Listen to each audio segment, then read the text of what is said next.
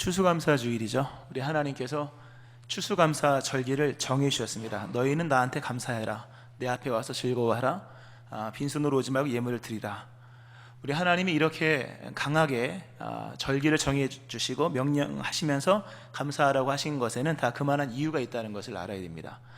주신 것이 없이 감사해라 하시는 분이 아니요, 능력 주지 않고 무엇을 하라고 명하시는 분이 아닙니다. 하나님은 자신의 말씀에 늘 정당한 근거를 가지고 계신 분이시다고 하는 거죠. 우리 하나님께서 우리에게 감사하라고 말씀하신 데에는 그런 거로 다 감사할 만한 이유가 있다는 거예요. 다만 사람들이 그걸 깨닫지 못하고 별로 감사할 게 없다, 특별히 추수감사, 농경 시대도 아니고 우리가 농사 짓는 사람도 아니므로 우리 감사할 것이 없다고 말하지만 그건 어리석은 얘기고요. 농사와 무관하게 우리는 적어도 1년에 맥추감사절 또는 추수감사절, 이런 절기에는 우리의 삶을 이끌어 주신 하나님께 감사의 예물을 드려야 할 것이죠. 자, 하나님께 무엇에 대해서 감사를 드려야 될까? 크게 세 가지고 중요한 건 한 가지를 보는 것인데, 먼저 우리에게 주어진 모든 그 자연 환경과 또 우리가 혈과 육으로 살아가는 인간들에게 물질을 주신 하나님에 대한 감사입니다. 다윗이 쓴 시편을 읽어보면 다윗은 영적 감수성이 굉장히 예민합니다. 즉 모든 것을 볼 때 그냥 물질로 보는 것이 아니라 물질 속에 담겨있는 영적 의미를 봐요. 자연을 보더라도 하늘을 보면서 그가 이런 시편을 썼습니다. 하늘이 하나님의 영광을 선포하고 궁창이 그 손으로 하신 일을 나타내는도다. 오늘 비가 좀 오는데요, 우리 하늘을 보면서 비가 오네, 날씨가 흐리네, 태양이 뜨겁네, 자외선이 따갑네, 이런 얘기는 많이 하지만 하늘이 하나님의 영광을 선포한다, 하늘을 통해서 선포되는 하나님의 영광을 다윗은 봤다는 거죠. 감사할 게 많은 거예요.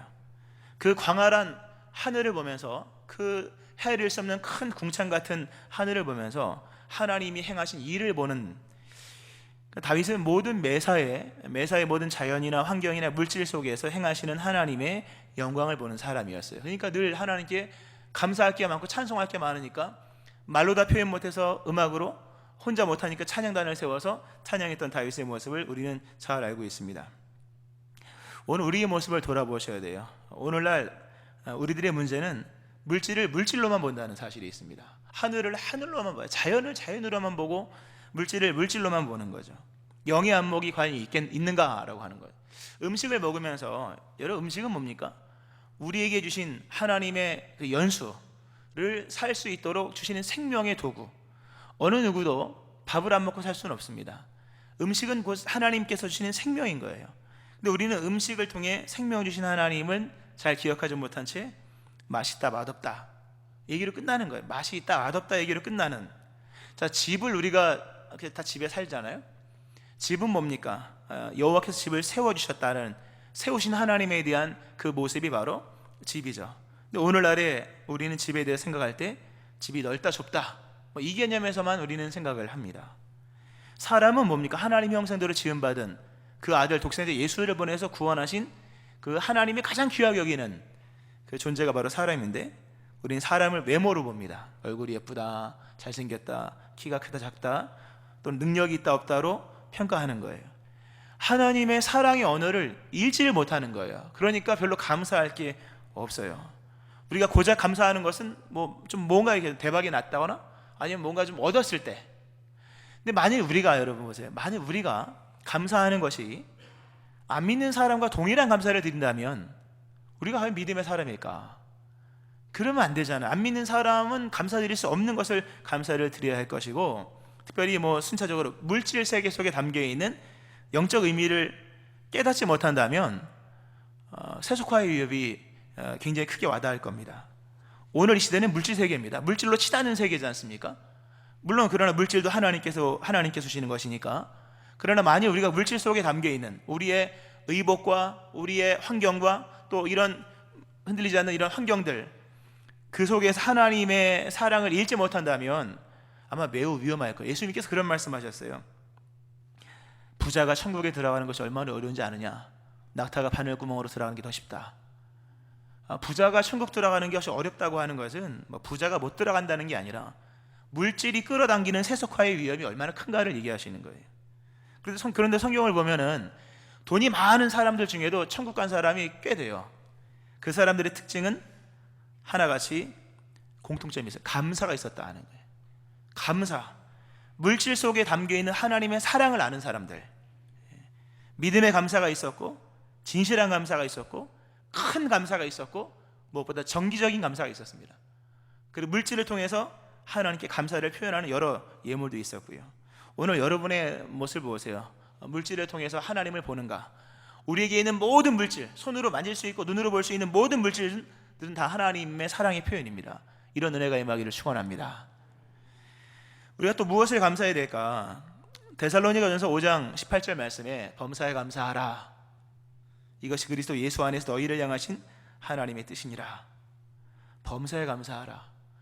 모든 것을 감사하라 라는 의미로 해석될 수 있겠고, 동시에 일상을 감사하라. 일상을 감사하라. 추수감사주일의 절기의 기원은 구약의 출애굽기나 또 레위기, 신명기에 이어 나오는 초막절 또는 수장절입니다. 그 전까지 출애굽 때 보면 하나님이 구름 기둥으로 집을 대신하셨고, 불 기둥으로 남방을 대신하셨고, 그리고 반석에서 나오는 물을 대신하여서, 물을 통해서 우물을 대신하셨고, 만나를 새벽마다 내려주심으로 농사를 대신하게 하셨어요. 그런 시간이 40년이 지나고 난 다음에 가나안에 들어갑니다.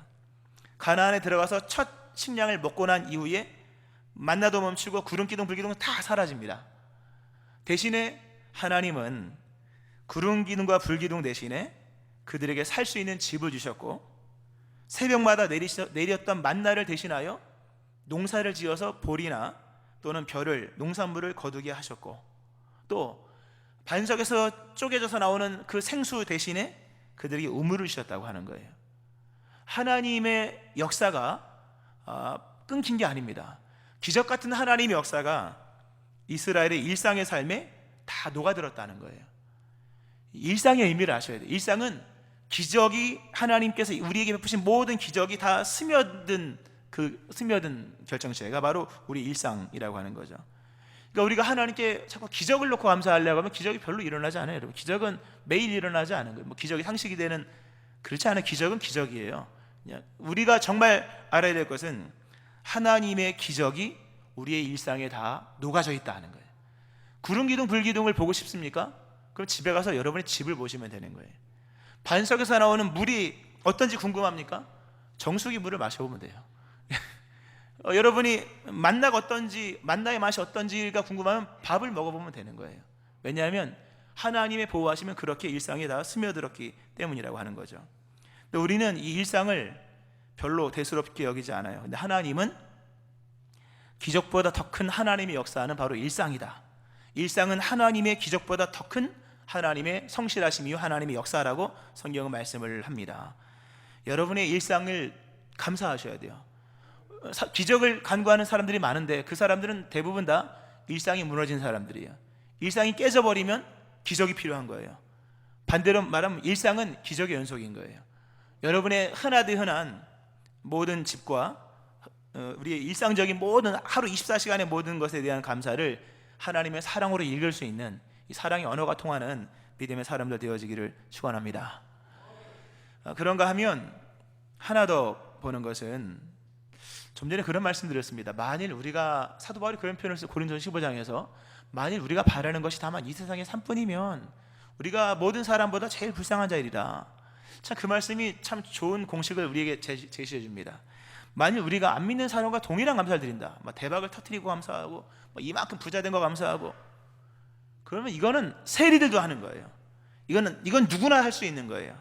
그런 거를 믿음의 변별력이 될 수가 없어요. 어쩌보면 물론 그것도 감사한 일이지만, 진정한 감사, 하나님이 기뻐하시는 감사 중에 감사는 고난에 대한 감사입니다. 일상을 감사하는 것 중요하고, 또 일상의 모든 이 물질 세계를 감사하는 것도 참 중요하지만, 우리 인생이 잘 이해가 되지 않는 부분을 믿음으로 감사하는 고난에 대한 감사. 성경이 고난을 얘기할 때 빼놓을 수 없는 사람이 있습니다. 욥이죠. 욥기서에 보면 욥이 나옵니다. 그 사람은 온전하고 정직하여 하나님을 경외하며 악에서 떠난 자더라. 그에게 아들 7, 딸 3이 있었다. 그리고 소유물은 양이 7천, 낙타가 3천, 소가 500결이, 암나귀가 500마리. 굉장히 많은 거예요, 여러분. 이거 엄청나게 많은 겁니다. 아마 이렇게 많은 소유물을 갖고 있는 아마 사람이 있을까요? 모르죠. 돈으로 한 사람은 모르겠으나 또 자식도 10명이나 있었습니다. 이 욥이요, 하나님을 욥이 자신의 인생을 이분법적으로 나눕니다. 나눠서 하나님을 고백해요. 근데 하나는 주시는 하나님이에요. 주시는 하나님. 암나귀 500마리, 소 500결이, 그리고 낙타가 3,000마리, 양이 7,000마리, 그리고 수많은, 셀 수 없는 수많은 종들, 또 아들과 딸들 10명, 많은 걸 주시는 하나님에 대한 욥이 하나님에 대한 고백을 합니다. 또 하나, 욥이 고백하는 이분법적으로 나눴을 때 그가 고백했던 하나님의 모습은 뜻밖에도 거두시는 하나님이었다는 거예요. 거두시는 하나님. 이게 싫은 내용이죠, 우리가. 근데 욥이요, 주시는 하나님을 많이 경험합니다. 그 몇 살인지 모르죠, 나이가 안 나오니까. 엄청나게 많은 것이 막 늘어납니다. 주시는 하나님. 근데 어느 순간부터는요, 거두시는 하나님을 경험합니다. 그것도 하루아침에 모든 우양들이 다 도둑에게 빼앗겨집니다. 종들도 아주 소수만 남고 다 죽습니다. 그리고 무엇보다 자식 10명이 하루아침에 다 죽어요. 이것은 시련에 불과합니다. 그에게 몸에 엄청난 피부병이 나와서 욥을 알아볼 수가 없는, 욥의 친구들이 욥에게 왔을 때 알아볼 수가 없었던 거예요. 그 온화한 얼굴과 그 품이 있는 어떤 품체 같은 것이 다 사라지고 정말 말 그대로 피골이 통잡한 그런 흉악한 모습이 됩니다. 그럼에도 욥은 원망하지 않아요. 이게 중요한 얘기예요. 원망하지 않을 뿐만 아니라 하나님을 찬송합니다. 욥이 일어나 겉옷을 찢고 머리털을 밀고 땅에 엎드려 예배하며, 물론 슬픔을 표현합니다. 그러면서 그가 이르되 내가 모태에서 알몸으로 나와 싸운즉 또한 알몸이 그리로 돌아가올지라. 주신 이도 여호와시요 거두신 이도 여호와시니 여호와 이름이 찬송을 받으실지니이다. 거두시는 하나님을 찬송해요. 그가 이렇게 혹독한 시련 속에서도 하나님께 찬송할 수 있었던 것은 그가 거두시는 하나님을 알고 있었기 때문이에요. 물론 모든 사람이 이렇게 다 걷진 않죠. 욥은 대표적인 사람이에요. 이 고난의 대리자 같은, 대표자 같은 사람이에요. 욥 같은 고난을 당한 사람은 없죠. 물론 더한 고난을 받으신 분은 한 분 계시죠. 예수님이죠. 욥이 이렇게 큰 고난을 당했음에도 불구하고 그가 원망하지 않고 감사할 수 있었던 것은 놀라운 사실이에요. 거두시는 하나님을 그가 알고 있었기 때문이라고 하는 거죠. 오늘 우리가 하나님께 받은 것, 얻은 것, 유지되고 있는 일상과 평범에 대한 감사를 드려야 하겠으나 우리는 오늘 어쩌면 거두신 하나님에 대한 감사를 드리는 시간이어야 할 수도 있는 거예요. 오늘까지 살면서 거두시는 하나님에 대한 원망과 불평이 있었다면 오늘 이 예배와 더불어서 거두시는 하나님을 찬송하는, 정말 마지막으로 어쩌면 드려야 될 감사의 제사를 드릴 수 있는 여러분 되어지길 바랍니다. 아멘 안 하죠 우리가. 중요한 얘기예요. 욥이라고 쉬웠겠습니까? 욥은 슬픔을 표현합니다. 극심한 고통을 표현합니다. 정말 어찌 보면 그의 내용은 횡설수설합니다. 그렇지만 그럼에도 성경 그걸 죄라고는 얘기하지 않아요. 고통을 표현하는 건 죄가 아니에요. 다만 그는 하나님을 믿고 하나님을 의지합니다. 그럼 우리가 반대로 생각해 보면서 하나님은 왜 욥에게 있는 것들을 주실 땐 언제고 왜 걷어가실까? 그래서 하나님이 계획하신 바가 있기 때문이에요. 물론 욥기서에는 이제 마귀의 시험이 있죠. 근데 여러분 이걸 아셔야 돼요. 마귀가 욥을 이겼다, 졌다. 마귀가 욥을 이겼다 또는 욥이 마귀를 이겼다. 그 척도가 뭡니까? 물질의 유무가 아니라 감사의 유무예요. 만약에 욥이 거기서 악평을 하고 하나님을 저주하고 죽었다면 마귀가 이긴 거예요. 근데 욥이 끝까지 감사했거든요. 끝까지 감사로 시작해서 맨 마지막 감사로 예배를 드리잖아요. 그런 거로 여러분 욥이 승리한 거예요. 신앙의 승리는 다른 데 있는 게 아니에요. 감사하면 승리한 거예요. 감사가 없으면 보류예요. 원망하면 지는 거예요. 오늘 보류되고 있는 신앙의 승리가 거두신 하나님께 드리는 감사로서 승리로 전환되어지는 역사가 일어나기를 축원합니다. 하나님이 욥에게 고난을 주신 이유, 또 우리의 삶에 걷어가시는 그 이유가 뭘까? 그것은 우리에게 새로운 신앙의 세계를 열어가시기 위한 거예요. 우리가 아이들을 키워보면요, 성장이라는 게 뭡니까? 단순히 이 체격만 성장되는 게 성장이 아니잖아요. 어린아이 때는 맨날 보는 게 어린아이 같은 거예요. 좀 지나면 청소년 때가 되면 청소년기에만 보이는 게 있는 거예요. 청년이 되면 청년 때가 보이고, 결혼하면 결혼한 사람에게 보이는 세계가 있고, 나중에 노년이 되면 노년이 돼서야만 보이는 세계가 있는 거예요. 그리고 죽기 직전에 보이는 세계가 또 다른 게 있는 거죠. 어렸을 때 한 번에 다 보이는 게 아니에요. 신앙도 마찬가지예요. 믿음은 보이는 세계를 가는 거예요. 어느 누구도 안 보이는 세계를 갈 수는 없어요. 믿음은 바라는 것의 실상이에요. 사도 바울이 고린도서 15장에서 믿음의 선진들을 베드로, 야고보, 12사도, 500의 형제, 자기 공통점이 있어요. 뭡니까? 다 본 사람들이다. 누구를? 예수님을 본 사람들. 믿음은 보는 세계를 가는 거지 못 보고 가는 건 다 거짓말이에요. 갈 수도 없어요. 보고 듣고 가는 거예요. 물론 그게 육안으로 보는 건 아니겠죠. 영적인 얘기겠지만, 우리 하나님 우리에게 믿음을 새롭게 하시기 위하여서 우리에게 보는 세계를 열어주세요. 여러분의 영적 시각이 열려지기를 축원합니다. 동서남북이 보여야 돼요. 그리고 거기를 밟으면 그 땅 되는 거거든요. 하나님께서 우리에게 보는 세계를 열어주시기 위해 행하시는 것이 뭐냐 하면 고난이에요. 풍요할 때 보이는 세계가 있고, 가난할 때 보이는 세계가 있습니다. 배부른 상황에서 보이는 세계가 있고, 배부르지 않고 배고플 때 보이는 세계가 있는 거예요. 배고플 때 보이는 세계는 정말 배가 고파야지만 보이는 거예요. 어떤 시를 보니까 재밌는 얘기 있더라고요. 어떤 시인이 술이 만취가 되어서 시를 썼대요. 그 술을 깨고 보니까 뭔 얘기인지 하나도 모르겠더래요. 다시 술을 막 마셨대요. 술 취하니까 다시 보이더래요. 그런 시를 제목은 생각 안 나는데, 하여튼 그런 유의 시가 있었는데, 이 보이는 세계가 열려진다고 하는 것은 동일한 자리에서 열려지는 게 아닙니다. 풍족한 중에 열려지는 세계가 분명히 있죠. 그러나 고난 중에 열려지는 세계가 있어요. 욥이 큰 시련을 당하고 난 이후에 애써 그것을 만회하려 하지 않아요. 욥은 자신에게 찾아온 빈곤의 시기를 그냥 살아가요. 자신에게 찾아온 고난의 시간을 그냥 살아가요. 그러면서 이 고난 속에서 주시는 하나님의 은총을 받아요. 욥이 그가 고난 중에 경험했던 극심한 고난과 시련과 슬픔 중에 그 사라질 것 같지 않은 그 슬픔 중에 본 하나님의 세계, 그가 받은 하나님의 은혜가 있어요. 그것은 바로 존재론적 관점에서의 은혜예요. 욥이 지금까지 주신 이도 여호와시요, 그러니까 물질을 줬다는 거잖아요. 물질을 많이 준 거예요. 물질 세계 속 역사하신 하나님의 사랑과 풍요함과 자비하심, 인자하심을 경험한 거예요. 근데 하나님 걷어가실 때 싹 걷어갔어요. 뭐만 남고 자기만 남은 거예요. 그는 거기서 비로소 자기가 어떠한 사람인지를 알게 되는 거죠.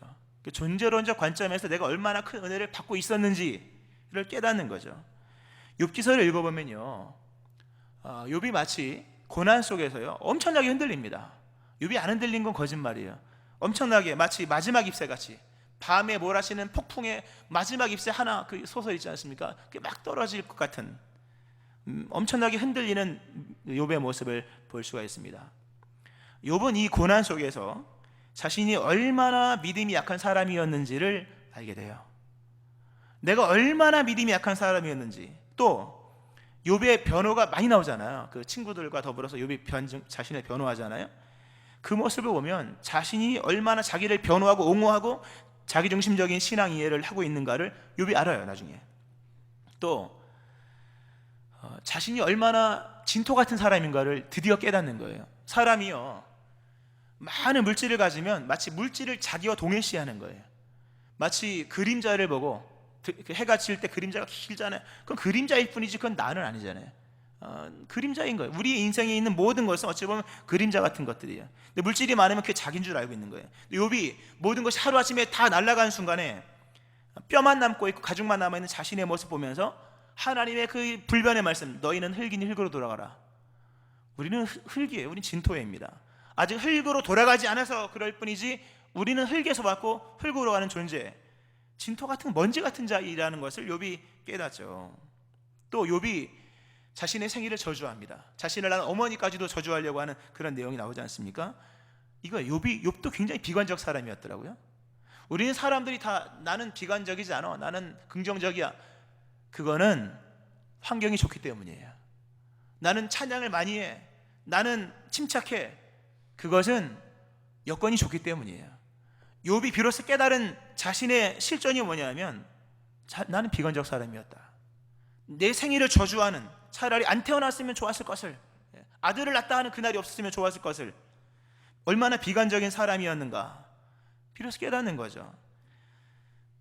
이 고난 속에서요, 결국 무엇을 발견하냐면 나를 발견하는 거예요. 이 부족한 자신을 발견하고 욥이 비로소 깨달은 것이 뭡니까?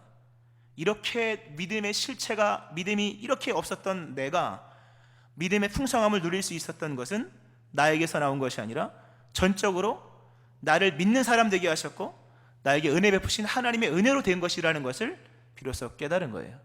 지금까지 그가 누렸던 모든 은혜는 말 그대로 은혜로 주어진 것이지 자신의 노력으로 주어진 것이 아니라는 것을 깨닫는 거예요. 은혜를 발견한 거예요. 내게 베푸신 은혜. 사도 바울도 고백하지, 내가 나 된 것은 하나님의 은혜로 되었다.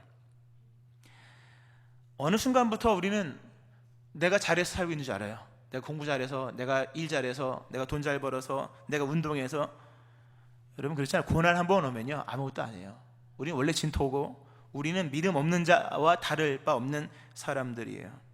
욥이 나중에 그걸 깨닫죠. 본래 알몸이었던 나에게 베푸신 하나님의 공급의 위대함이 얼마나 큰지를 깨닫는 거예요. 우리는 다 하나님의 공급의 위대함으로 살아가는 줄로 믿으시기 바랍니다. 다 공급의 위대함으로 살아가는 거예요. 은혜 주셨기 때문에 믿음이 유지되는 것이고, 건강 주셨기 때문에 체력이 유지되는 것이요, 우리에게 많은 것을 부어주시는 하나님의 지속적인 하나님의 은혜로 인해서 살아오는 거예요. 그러니까 공급의 위대함을 깨달으셔야 돼요. 욥이 깨달은 거죠. 아, 하나님이 나에게 크신 은혜를 베푸셨구나. 여러분, 고난이라고 하는 것은 다 뜻이 있는 거예요. 거두신 데는 다 이유와 목적이 있는 거예요. 아마 분명히 그 고난 속에서 믿음이 새로워질 거예요. 그 고난 속에서 존재를 발견할 거예요. 그리고 이토록 미약한 나를 채우시는 하나님을 보면서 다윗이 시편 23편 1절에서 고백했던 고백을 드리게 될 거예요. 여호와는 나의 목자시니 내게 부족함이 없으리로다. 개역개정이죠. 옛날 성에 내가 부족함이 없으리로다. 다윗이 고백한 내가 부족함이 없다는 것은 내가 쌀도 있고 돈도 있고 우양도 있고 집도 있고 아파트도 있고 차도 있고 이래서 부족함이 없다는 얘기가 아니에요. 이건 존재론적 얘기예요. 하나님이 나를 사랑하신다. 그런 거로 나는 부족함이 없다. 설령 내 손에 돈이 없고 집이 없고 숲을 사이에서 허구한 날 이슬 맞고 자는 나일지라도 하나님이 나의 목자이시니 나는 부족함이 없다는 거예요.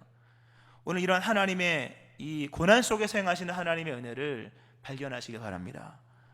그러니까 이런 믿음이 그냥 안 생겨요, 여러분. 믿음이 그냥 생깁니까? 대가지불로 생기는 거예요. 물론 그리스도 예수의 보혈의 피값이죠.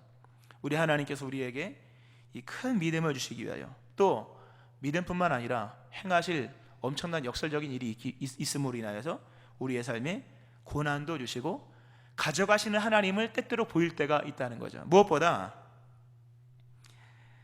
오늘 욥기는 아니지만 오늘 고난에 대한, 고난 중에 있는 분들을 위로해 주신 하나님 메시지가 있어서 말씀을 전하는 겁니다. 욥이 그런 이야기를 해요. 주신 이도 여호와이시요 취하신 이도 걷어가신 이도 여호와시다. 참 중요한 신앙 고백이에요. 뺏긴 게 아니에요. 도적이 와서 뺏어갔죠. 하루아침에 사고로 10명의 자녀가 동시에 죽었어요. 분명히 사고예요. 원인 분석 사고, 이유는 도둑들이 가져간 거예요, 원인은. 근데 욥은 그렇게 얘기하지 않아요. 빼앗긴 것이 아니라 하나님이 가져가셨다. 이게 무슨 의미입니까? 고난의 주권이 빼앗기지 않았다는 거죠. 고난의 주권적 의미마저 사라진 것은 아니라는 거예요. 물질을 잃어버릴 수 있고, 건강을 잃어버릴 수 있고, 심지어 생명을 잃어버릴 수 있고, 가슴 아픈 이별이 있을 수 있으나 빼앗긴 게 아니라는 거예요, 여러분. 고난의 주권적 의미는 단 한 번도 바뀐 적이 없다. 이것이 비록 고난인 것은 분명하지만 사고가 아니라, 사건도 아니요, 하나님의 섭리가 있다는 거예요. 욥이 그런 고백을 하죠. 나의 가는 길을 오직 그가 아시나니. 즉 자신에게 닥친 고난, 시련, 근데 그 고난과 시련은 하나님도 모르고 나도 모르는 제3의 요인이 아니었다는 거예요. 나도 모르고 하나님도 모르는 어느 갑자기 일이 뻥 터져서 생긴 일이 아니라는 거죠. 물론 욥은 몰랐죠. 그러나 하나님은 알고 계시다. 할렐루야. 우리의 삶에 일어나는 고난, 가져가신 하나님의 역사는 하나님도 나도 모르는 제3의 사건 사고가 아니라는 거예요. 하나님의 계획 속에 이루어지는 고난의 주권이 여전히 살아있는 하나님의 역설적인 섭리라고 하는 거죠. 우리가 만일 안 믿는 사람과 동일하게 가진 것만 감사한다면 우리가 영원한 예배가 어찌 드려지겠으며 주일마다 드려진 예배가 어찌 감격스럽겠습니까? 고난 속에서도 이루시는 하나님의 섭리를 믿는 믿음 안에서 우리는 예배를 드릴 수가 있는 거예요. 예수님이 광야에서 40일 동안 금식하시고 난 이후에 마귀가 걸어온 시험 보세요. 어떤 시험인가? 잘 보세요. 떡 만들어 먹으라. 그리고 나에게 절하라면 세상의 부귀영화를 다 주겠다. 성전에서 뛰어내리면 하나님이 그 천사들로 너를 받쳐줄 것이다. 시험이 뭔지 아셔야 돼요. 시험은 공급이에요. 마귀의 시험은 한마디로 끊임없는 공급이에요. 공급에 취할 만큼 공급이에요. 과하다 싶을 만큼 공급이에요. 무엇보다 과정 없는 공급. 떡을 만들어 먹어라. 떡 쉽습니까? 농사지어서 떡 빻아서 떡 만들어. 세상 부귀영화가 하루아침에 이루어지는 거짓말이에요. 그런 거 다. 과정 없는 공급. 또 하나 뭡니까? 목적 없는 공급. 예. 아무리 부자가 되고 아무리 돈을 많이 벌고 아무리 많은 것을 얻었다 할지라도 과정을 무시했다면 또는 목적을 없이 목적 없는 공급으로 누렸다면 마귀의 시험일 수 있다는 것을 아셔야 돼요. 과정을 무시하고 목적조차 없는 풍요에 대한 숭배, 무조건 많으면 좋다, 우상이에요. 안전에 대한 우상, 즐거움에 대한 우상, 풍요에 대한 우상, 과정과 목적이 상실된 우리 하나님은 많고 적음으로 이끌어가지 않아요. 목적을 따라 이끌어가시는 거예요. 할렐루야. 오늘 이 시대의 문제 중에 하나는 세상이 너무 슬퍼서도 문제지만 너무 즐거워서도 문제예요. 재미있는 게 너무 많아요. 우리를 웃겨주고 흥겹게 해주고 재미있게 해주는 영화, 텔레비전, 휴대폰, 스포츠, 야구, 소설, 경치 좋은 어딘가 또는 동아리, 취미생활 좋습니다. 그러나 정신 차리셔야 돼요. 하나님의 뜻을 발견하지 못하는 그 공급들은요 우리에게 위험한 거예요. 즐거움과 행락은 한 끗 차이예요. 즐거움을 누리거든 반드시 즐거움을 왜 주셨는가, 누구로부터 왔는가를 아셔야 됩니다. 하나님의 계획이 있다면 즐거움도 감사요, 하나님의 계획이 있다면 고난도 감사인 거예요. 그러나 마귀에게 걸려서 이 공급 일색으로 나가는 사람은요 무언가 잃어버렸을 때, 무언가 멈춰졌을 때, 무언가 상실되었을 때 극도의 예민함을 갖는 거예요. 무언가를 잃어버렸을 때 극도의 예민함을 갖고 있는 사람, 무언가를, 물론 슬픔도 오겠죠, 고통도 오지만 극도의 예민함, 극도의 불안과 염려, 하나님의 섭리를 모르는 거예요. 하나님의 일은 즐거운 일로만 이루어지는 게 아니에요. 마귀는 반대죠. 즐겁게만 해주려고 그래요. 그래서 정신 나가는 거예요, 사람이. 하나님의 뜻은 즐거운 일로만 이루어지는 게 아니에요. 때때로 하나님은 슬픔을 통해서 일을 이루십니다. 하나님은 풍요한 가운데에만 일을 이루시는 것이 아니라 하나님은 걷어가심을 통해서도 일을 하시는 분이시다는 거죠. 시편에 보면 오늘 교동문에도 있었고 그리고 예배기원 때도 말씀했던, 여러분 여호와께 감사하래요. 시편 여러 군데 나옵니다. 여호와께 감사하라. 왜 감사하래요? 여호와께 감사하라. 그는 무엇하시며? 선하시며. 한번 따라 하시겠습니다. 여호와께 감사하라. 그는 선하시며 그 인자하심이 영원함이로다. 왜 하나님께 감사해야 됩니까? 많이 주셔서? 뭘 얻게 하셔서? 그런 얘기가 아니에요. 여호와께 감사해야 될 이유는 그분이 선하시기 때문이에요. 많은 것을 주셔서 선한 일을 이루시기 때문에 감사한 것이요, 때때로는 아무것도 안 주시면서도 선한 일을 이루시기 때문이에요. 하나님은 선하신 분이에요. 그 하나로 우리는 무조건적으로 감사를 드려야 하는 거예요. 만약 하나님이 선하지 않다, 그 인자하심이 영원하지 않다, 그 선하신 것이 만약에 어느 순간에 변질된다, 믿을 수가 없어요. 우리는 굉장히 불안할 거예요. 우리가 오늘 하나님을 향해서 믿고 감사할 수 있는 이유는 그분이 선하시기 때문이에요. 어떤 일이든 선하시기 때문이요, 그 선하심이 영원하기 때문이에요. 그리고 그 선하심이라고 하는 것은 정적인 선이 아니에요. 선을 이루시고 완성하시는 동적인 선이에요. 이루시고 행동하시는, 심지어 아들까지 보내시면서 대신 죽이시면서까지 이루시는 선이에요. 너희 안에서 착한 일을 시작하신 이가 그리스도 예수의 날까지 이루실 줄을 확신하노라. 사도 바울이 빌립보서에서 고백한 거죠. 자신의 인생을 돌아보니까 하나님은 언제나 선을 이루신다. 때가 늦지 않게 선을 이루신다는 거죠. 말씀을 좀 맺겠습니다. 여러분, 세상이 많이 변질됐어요. 추수감사 주일은 소유를 노래하는 절기가 아닙니다. 성경에서 말하는 감사는 세상의 자본을 감사하라라는 얘기가 아니에요. 하나님의 행사, 하나님의 통치, 하나님의 선하심을 노래하고 표현하는 절기입니다. 이제껏 물질로 감사했다면 이제는 일상에 대한 감사를 드려야 될 것이고, 이제는 고난에 대한 마저도 감사해야 될 것입니다. 오늘 주님 말씀하시죠. 우리가 알거니와 하나님을 사랑하는 자 곧 그의 뜻대로 부르심을 입은 자들에게는 모든 것이 협력하여 선을 이루느니라. 작은 물결을 보는 게 아니에요. 믿음은 파도가 있냐 파도가 없냐가 아니에요. 작은 물결을 보는 것이 아니라 물의 흐름을 보셔야 돼요. 파도가 있을 수도 있고 파도가 아닐 수도 있어요. 그러나 물은 흘러간다. 어디로? 하나님의 선으로. 하나님의 모든 일은 다 선을 지향하여 선을 이루는 최종 승리로 나간다고 하는 것이죠. 여러분, 한 해 동안 무엇을 얻었습니까? 고난이 있었습니까? 아마 인내를 얻었을 겁니다. 이별이 있었습니까? 기다림을 얻었을 겁니다. 아픔을 겪었습니까? 아마 성숙을 얻었을 겁니다. 그리스도 예수 안에서 잃어버린 과거는 없습니다. 무가치하게 버려진 실패도 없습니다.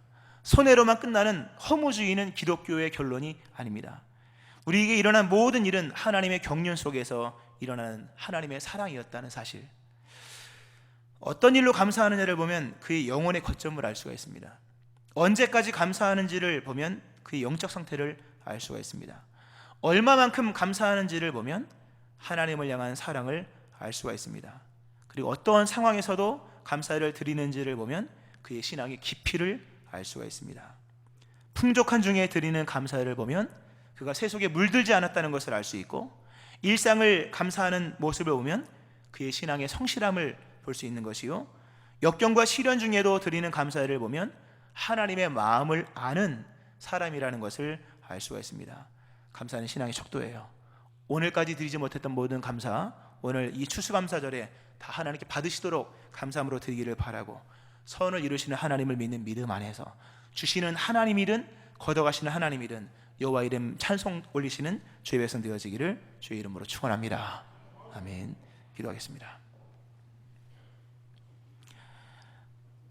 감사가 멈춰버린 사람이 있다면 감사를 회복시켜 주시기를 원합니다. 주신 하나님에 대해 감사하는 자 되게 하시고, 이제 걷어가신 하나님에 대해서도 믿음으로 감사하는 저희를 되게 하여 주옵소서. 손에 잡힌 것만이 아니라 일상도 감사하게 하시고, 우리가 알지 못하는 비밀한 일을 행하시는 하나님의 은밀하심, 드러나지 않은 하나님의 역설적인 섭리마저도 감사하는 주의 종들 되게 하여 주옵소서. 위대하신 하나님을 찬송합니다. 예수님의 이름으로 기도합니다. 아멘.